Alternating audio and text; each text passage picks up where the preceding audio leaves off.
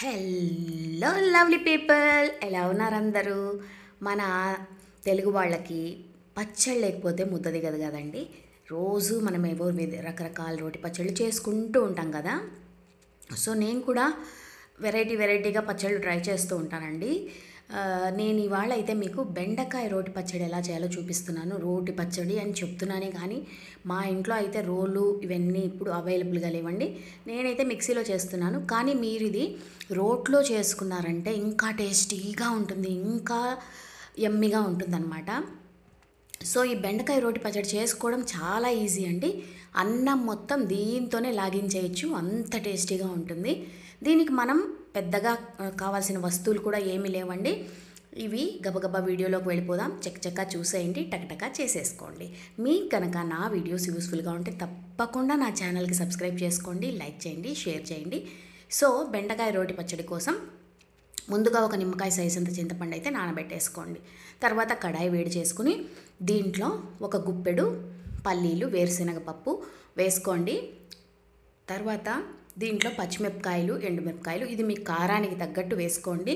ఈ పచ్చిమిరపకాయలు అయితే అస్సలు కారం లేవు, అందుకని నేను కొంచెం ఎక్కువ వేశాను. కానీ మీరు పచ్చిమిరపకాయల కారం దాన్ని తగ్గట్టు, మీరు తినే కారం తగ్గట్టు పచ్చిమిరపకాయలు అయితే అడ్జస్ట్ చేసుకోండి.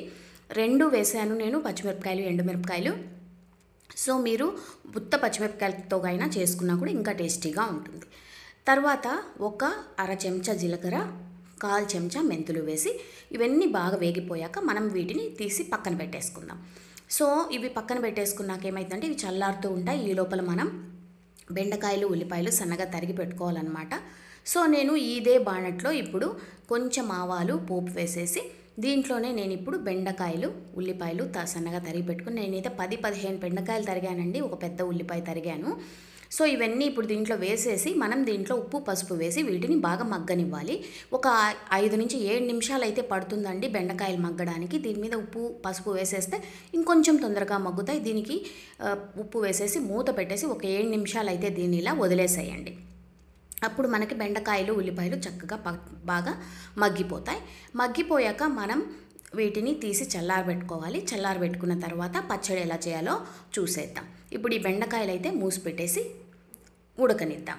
తర్వాత ఇప్పుడు మనం మిక్సీ జార్లో ముందుగా మనం వేయించి పెట్టుకున్నాం కదండి, పల్లీలు, పచ్చిమిరపకాయలు, తర్వాత ఇవన్నీ వేయించి పెట్టుకున్నాం కదా, అవన్నీ ఒక మిక్సీ జార్లో తీసుకున్నాను. మీరు రోట్లో చేసేటట్టుంటే ఫస్ట్ ఇవన్నీ దంచేసేయండి. దీంట్లోనే మనం ముందుగా నానబెట్టుకున్న చింతపండు కూడా ఇప్పుడు వేసేయాలి.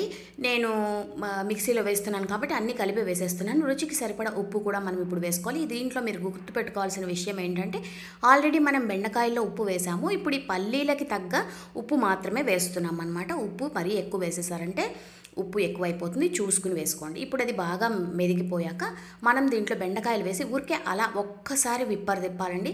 మీరు ఒకవేళ రోట్లో చేసేటట్టుంటే ఊరికే ఒక్కసారి అలా వేసి రోకలతో నల్లి చేస్తే సరిపోతుంది. కానీ రోట్లో చేస్తేనే ఈ పచ్చడి చాలా టేస్టీగా ఉంటుందండి.